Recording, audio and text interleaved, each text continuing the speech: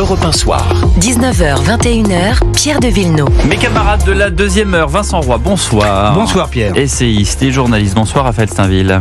Bonsoir Pierre. Directeur adjoint de la rédaction du Journal du Dimanche. Et notre invité concernant l'actualité sur ces ZFE est Christophe Rollet, bonsoir. Bonsoir. Vous êtes directeur général du groupe Point S. Point S, c'est les pneus, mais pas que, c'est l'entretien automobile. Et puis, vous avez pris votre plume il y a quelques mois et vous avez signé cet ouvrage, Laissez-nous rouler sans stress. Alors, il y a Alexandre Jardin qui fait beaucoup parler de lui. Il a été d'ailleurs notre invité ce matin sur Europe 1 qui signe Les Gueux, exactement, qui est vraiment ciblé sur, là pour le coup, uniquement la crise des ZFE. Donc, la crise des ZFE, comment est-ce qu'on en est arrivé là et on fait quoi? C'est un petit pamphlet d'une 50aine de pages. Vous, votre livre Laissez-nous rouler sans stress, c'est un livre plus global sur, j'allais dire, les emmerdements qu'on fait aux automobilistes. Et pardonnez-moi cette expression triviale, mais depuis plusieurs années déjà, c'est parti du Dieselgate, mais il n'y a pas que ça. Et puis, il y a effectivement une partie sur les ZFE. Je voudrais d'abord qu'on écoute Alexandre Jardin, qui était ce matin l'invité d'Europe 1. On l'écoute. Si ça arrivait qu'il y ait une inconstitutionnalité de cette loi, évidemment qu'il y aura une révolte. Mais ce matin dans le Figaro, il y a un appel des maires. Donc ça sera une alliance des gueux et des maires. Au fond, les maires, ce sont les manants de la République. La bureaucratie s'en fout, leur marche dessus. Et là, ils sont en train de se rebiffer avec les gueux. Donc c'était très important, face aux menaces que vous indiquez, qu'il y ait une alliance à la fois de notre peuple et de ses élus républicains. Parce que ça va être pugnace, ça va peut-être être dur, mais on doit rester un peuple absolument libre. Voilà ce que disait Alexandre Jardin, alors que ce jeudi, les députés ont adopté en commission cette version, je le disais, amendée du projet de loi de simplification, où il y a notamment la suppression des ZFE, ces zones à faible émission dont vous parlez, Christophe Rollet, dans votre livre. Vous dites que c'est une bombe sociale en puissance, ce sont vos mots. Il s'agit d'empêcher des millions de Français de se rendre à leur travail et de se déplacer plus librement. Et puis, ce que vous dites, c'est que paradoxalement, contrairement, j'allais dire, au narratif voulu, les fameux microgrammes, ces émissions, elles n'ont pas arrêté de baisser en fait dans les grandes agglomérations. Oui, effectivement. Alors, je pense qu'il faut tout d'abord rectifier un point. C'est qu'on est parti de rien. On parlait du Dieselgate à l'instant. Et peu d'efforts avaient été faits pour un produit, l'automobile, polluant pour le consommateur. Depuis, beaucoup de lois, dans le bon sens du terme, ont été érigées. Et malheureusement, on est venu, comme bien souvent, d'un extrême à l'autre.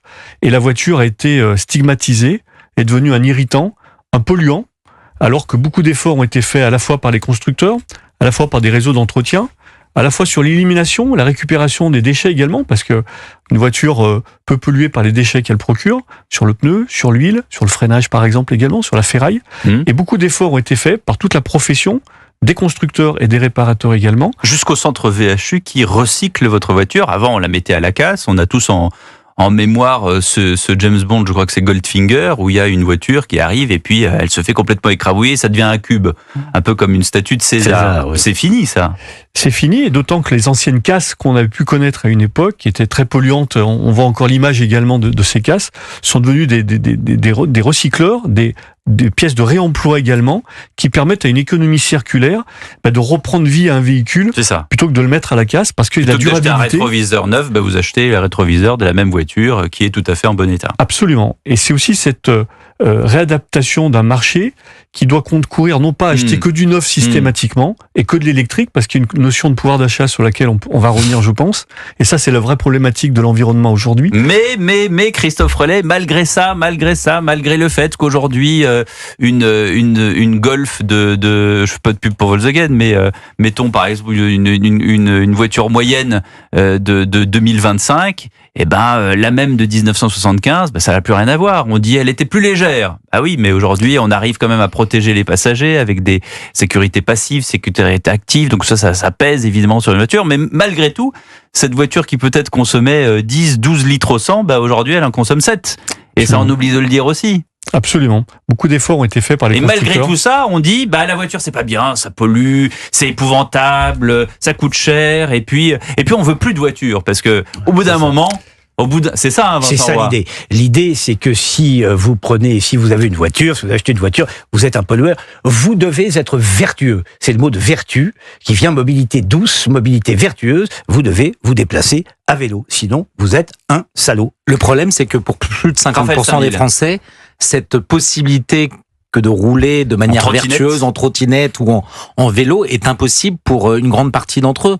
Moi, ce qui me sidère dans cette séquence, mais qui dure depuis des années, et finalement, ce que on voit que vous, Pierre, vous êtes un fin connaisseur de la bagnole, mais ceux qui aujourd'hui président aux destinées de la France et qui font la loi, pour beaucoup, n'ont plus l'usage de la voiture. Moi, j'ai souvenir qu'au moment de cette fameuse loi sur les 80 km/h sur les routes départementales, aucun des conseillers d'Édouard Philippe, qui était à l'origine de cette initiative, n'avait le permis de conduire. C'est très social cette affaire, parce que vous avez des gens qui vivent en province, qui ne peuvent plus accéder aux grandes villes pour des raisons financières, de loyer, puisque les loyers sont très chers. Donc, ils sont obligés de s'excentrer à la campagne. Par conséquent, si c'est un couple, ils sont obligés d'avoir 2 voitures, qui pour emmener les enfants à l'école, qui pour aller faire les courses, etc. Et on leur dit, mais non, mais attendez, vous vous rendez compte, vous polluez, vous n'arrêtez pas de polluer. Tout ça est en chaîne. Je vous lis ce que écrit Christophe Rollet, notre invité ce soir sur Europe 1, dans son livre. L'épisode des ZFE a montré le décalage entre une classe politique qui veut instaurer des solutions radicales, véhicules zéro émission, mobilité alternative, et une France qui roule, à qui on ne demande pas son avis. C'est ça le problème. Oui, c'est cela, il y a un vrai écart. Et nous, dans nos centres, on est en proximité avec les habitants du pays, qui habitent pas tous dans des grandes agglomérations. Et comme vous le disiez à l'instant, ils ont besoin d'un véhicule pour pouvoir se déplacer, partir en vacances. 77% des Français utilisent une voiture encore aujourd'hui pour partir en vacances. Et on en a fait quelque part les victimes de ces nouvelles lois, de cette nouvelle réglementation, avec effectivement des pouvoirs publics qui sont très éloignés des problématiques quotidiennes d'un consommateur, d'un automobiliste. Et je rajouterais, on touche même à la liberté, parce que la voiture, c'est aussi un moyen de s'échapper, c'est un moyen de lutter contre l'isolement également des personnes. Donc on va toucher même au cœur de la liberté des individus en leur supprimant ou en tentant de supprimer la voiture, alors qu'on le sait très bien, un vélo électrique peut fonctionner dans des grandes agglomérations sur un petit kilométrage, mais on a bien sûr besoin des voitures, comme on a besoin du transport industriel, poids lourd également, pour livrer des marchandises. On ne peut pas toutes les livrer en vélo cargo non plus. Il faut ajouter aussi une dimension sociale qui est qu'aujourd'hui, dans les territoires, comme ils sont mal nommés, mais c'est ce dont on parle, avant on disait la province, mais dans les territoires où il y a des longues distances, où il n'y a pas le métro, il n'y a pas 14 lignes de métro comme à Paris, maintenant bientôt il y en aura 18, quand vous postulez pour un emploi, on vous demande est-ce que vous avez une bagnole. Si vous n'avez pas de voiture, vous n'avez pas l'emploi. Parce qu'au bon vieux temps, il y avait pour les VRP, il y avait les voitures de fonction ou des voitures qui étaient partagées. Maintenant, elles sont plus là. Les boîtes n'ont plus l'argent. Donc on vous demande si vous avez une voiture. Et si vous n'avez pas votre voiture, vous n'avez pas l'emploi. Ça, c'est terrible. Complètement. Et puis, on peut rajouter un aspect économique à ce que vous disiez, Pierre. C'est qu'aujourd'hui, tout le monde ne peut pas se payer une voiture neuve électrique à 100%. C'est 10 à 15 000 euros de plus qu'une voiture thermique. Donc, il ne faut pas prôner le thermique, mais il faut peut-être essayer de trouver des solutions pour que chacun puisse acheter un véhicule avec plutôt des bonus pour récompenser ceux qui ont une conduite écologique également. Parce que, on le voit bien, nous, dans nos centres, tout le monde n'utilise pas son véhicule comme il pourrait ou comme il devrait. Et c'est 20% d'économie sur l'environnement et sur le pouvoir d'achat également, quand on pousse un peu plus loin ces pièces d'usure et qu'on va un peu moins souvent. Alors je prêche pas forcément pour d'autres paroisses, mais nous on voit beaucoup de consommateurs, de clients qui ne savent pas quand est-ce qu'ils doivent venir dans un point de vente, qui parfois changent leur pneumatique alors qu'il n'y a pas forcément besoin de les changer. Et je pense qu'on doit avoir une démarche plus vertueuse pour indiquer, conseiller, plutôt que de pénaliser, parce qu'il y a aussi une vraie problématique de pénalisation. Surtout, on pénalise le parking, parce que ça coûte très cher, on pénalise le poids des véhicules également, on va bientôt le pénaliser. Pour l'instant, le carburant reste stable, mais ça risque de réaugmenter. Et vous parliez tout à l'heure du 80 km/h sous Édouard Philippe, rajouté au carburant, c'est ce qui a créé le mouvement des Gilets jaunes.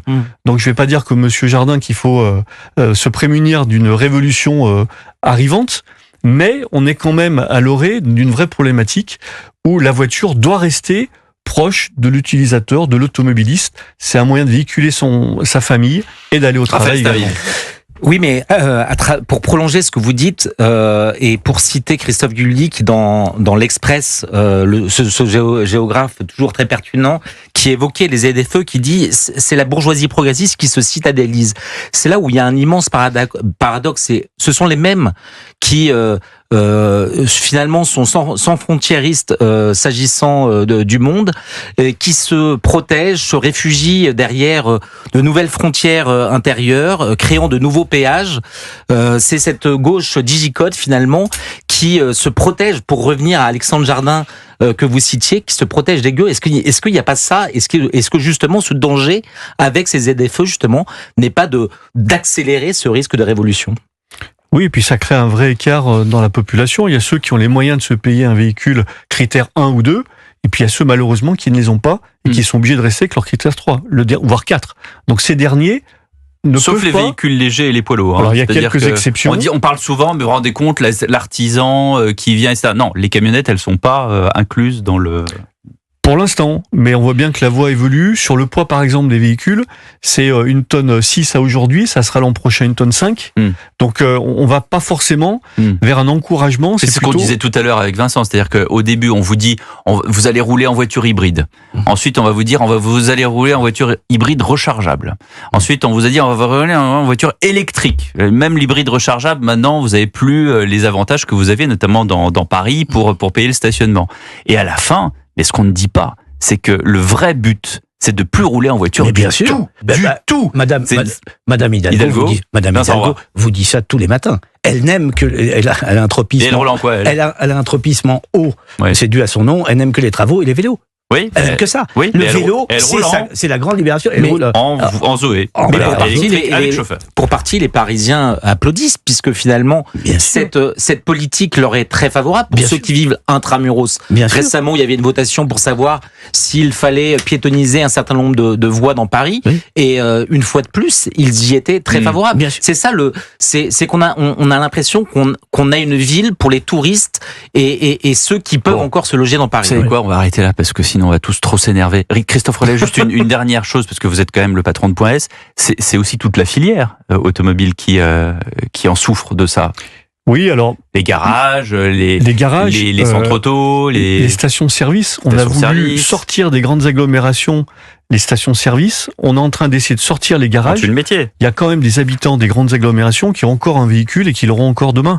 On les oblige à faire encore plus de kilomètres, donc de polluer davantage par ces règles-là. Donc on essaye, nous, de résister, sachant que sur l'entretien, comme le parc vieillit, on s'en sort plutôt pas mal. Bon, écoutez, au moins une bonne nouvelle dans tout ça. Laissez-nous rouler sans stress, c'est le livre de Christophe Rollet aux éditions Descartes et compagnie. Merci d'avoir été avec nous.